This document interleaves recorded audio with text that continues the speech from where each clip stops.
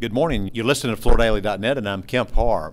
I'm at Coverings in Orlando, second day of the show, and I'm with Jed Durbin, the VP of Manufacturing with Portobello. Jed, how you doing? I'm great. Thanks, Kemp. It's good to talk to you. I've known you for a long time.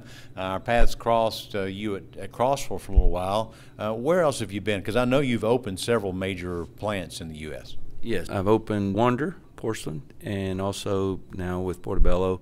And before Crossville, I was with Florum. All right. I wanted to talk to you because Portobello, you've been working on this now for several years, is opening a massive manufacturing facility in Baxter, Tennessee, which is just outside of Nashville, right? That's correct. We have a project there. The building's about 1 million square feet. We're starting up with 2 phases, one kiln now, second kiln at the end of the year, and then another smaller kiln for special and small sizes in the middle of the year around August, September. And these will be natural gas-fired kilns, right? Yes, that's correct. I say that because there's rumors that there's this hydrogen technology, but it's not a baked cake yet, right? That's correct. It is obviously an exciting prospect for the future. There's just not much infrastructure yet for that to be established well, but we hope that that really does develop and become an option. Walk us through this plan. Is this SACME technology? Are you pressing? Are you continuing them? Or what are you doing here? Right, we're pressing with traditional presses. We'll have a 6,500 ton going in at the beginning. We'll go to a bigger one on our second phase later in the year.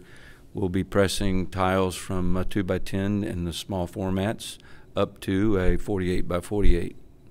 Okay. And let's talk a little bit about Portobello. Correct me if I'm wrong, but they're one of the leading Brazilian companies, maybe top 10 in the world. Is that what you understand? Yes, that's correct. They have a very big stand in Brazil. They sell to over 25 different countries at this time. They have a very big international presence, and this is their first investment here in America. And what are they known for as far as looks? You said earlier a little bit about wall tile, and they do both floor and wall, right? That's correct. In Brazil, it's floor and wall tile. They're known for a very distinct design. They have a very good culture and process of evaluating design and trend and what people are wanting and what makes them feel good.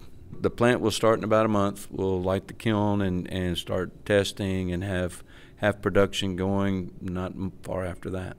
Now, I've toured many a tile plant. I'm sure you've got all the dust elimination equipment in there, and you probably also are moving material around with these robots, right? Yes, we have LGVs moving the material, the green ware and the fired ware. We've developed some walls to where we can isolate different areas that are dustier than others, but we have dust collection throughout the building, all SACME designed, Eurofilter, a company of SACME, striving to have a very clean environment. Does it have natural light in this factory?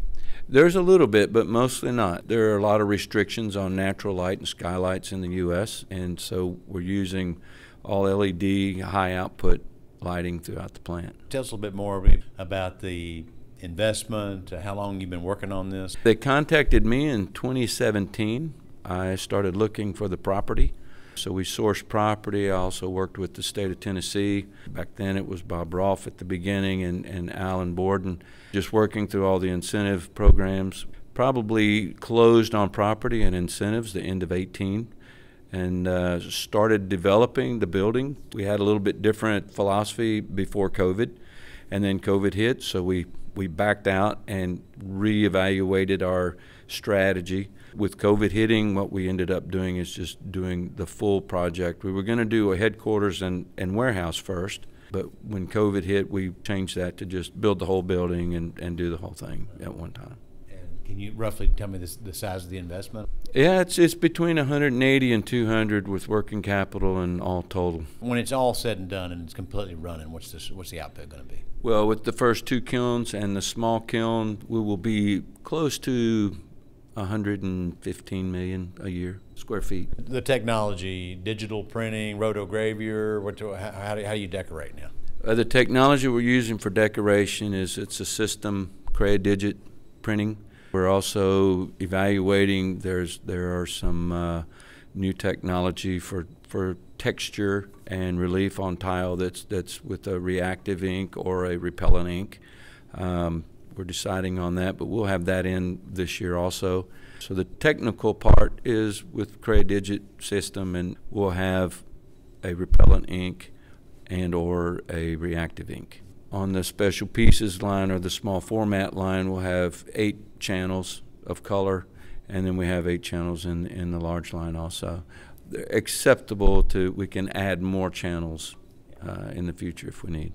Is the Portobello look more around imitation stone, or are they across the board on the looks they do? It's across the board nowadays. You know, people have a wide variety of taste, and so we do everything from wood, cement, stones, polished. We'll have BMR polishing and rectifying in the factory also. Are you aware, I know you're focused on operations, but do they have a customer base that's already clamoring for the output on this plant? Yes, we've actually started, you know, in 2017 when I started, the president of the company, Luis Brito, we established a sales group and warehouses then. And so we've already got a distribution network that we sell to, utilizing production from Brazil as well as domestic production. So a lot of that's already done, and a lot of the customers are already buying that capacity that we have. And that was one of our big directives, was the kiln needed to be sold before we started. You know, we're kind of in soft economic times here. Hopefully it's not going to be long lasting. What's your outlook for demand? You know, it is soft, and at the same time you look at certain indicators, housing and inventory and all of these things, it can go either way, but for us we feel like it's still positive, and it's, as soon as we're through this soft time, I think timing for us will be very good. I think the demand will be higher. All right, Jed, it's great to spend time with you. Thanks for talking to our listeners. Again, been talking to Jed Durbin, the Vice President of Manufacturing for Portobello, and you've been listening to Kemp Harr and FloorDaily.net.